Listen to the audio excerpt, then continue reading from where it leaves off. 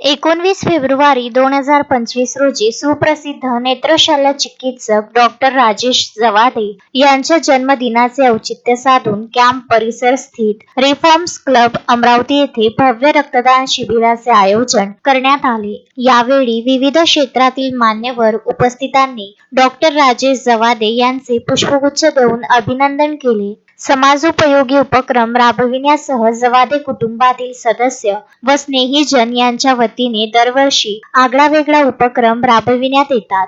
गरजू रुग्णांना आवश्यक गटाचे रक्त सहज व सुलभ उपलब्ध होण्यासाठी खास करून या रक्तदान शिबिराचे आयोजन करण्यात आले होते। यावेळी रक्तदात्यांनी स्वेच्छा रक्तदान करीत सर्व उपस्थितांना आपल्या सामाजिक दायित्वाचा परिचय करून दिल्याचे चित्र दिसून आले। अमरावती जिल्हा सामान्य रुग्णालय स्थित रक्तपेढीच्या वतीने या प्रसंगी रक्तदात्यांना प्रोत्साहित करण्यात आले। वैद्यकीय, क्रीडा, आरोग्य, पर्यावरण, शिक्षण, पर्यटन, सांस्कृतिक आदींसह विविध क्षेत्रातील मान्यवरांनी यावेळी डॉक्टर राजेश जवादे यांना जन्मदिवसाच्या निमित्ताने शुभेच्छा देत रक्तदान करण्यासाठी उत्साहाने सहभाग नोंदविला होता। या प्रसंगी doctor Rajesh Jawade, doctor Vasudha Bonde, doctor Trupti Jawade यांच्या हस्ते सर्व रक्तदात्यांचा प्रमाणपत्र व पुष्पगुच्छ देऊन सत्कार करण्यात आला। यावेळी सर्व अभ्यागत, स्नेहीजन, हितचिंतक, कुटुंबातील सदस्य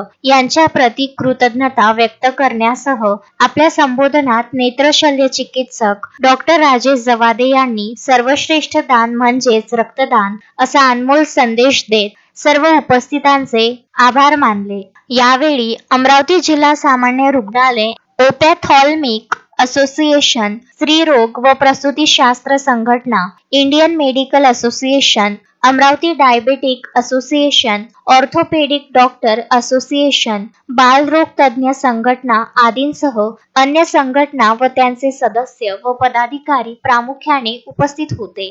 यावेळी कार्यक्रमाचे सूत्रसंचालन राजेश पिदडी तर आभार प्रदर्शन डॉक्टर तृप्ती जवादे यांनी केले। की मोठे कॅम्प्स ऑर्गनाइज करतात, एकाच वेळेला एवढं ब्लड डोनेट होतं, पण रिक्वायरमेंट आपल्याला रोजची असते आणि ती आपण प्रत्येकाने जर संकल्पना केली आणि प्रत्येकाने वाढदिवसाच्या दिवशी ब्लड डोनेशन केलं तर फार चांगलं राहील। काल म्हणजे माझं काही खूप नक्की नव्हतं की असं काही करायचं म्हणून, म्हणजे मला वाढदिवस सेलिब्रेट करणं कधीच आवडलं नाही, पण मला बोंडे सरांचं ते आठवलं। आणि विदर्भ न्यूज ब्युरो, अमरावती।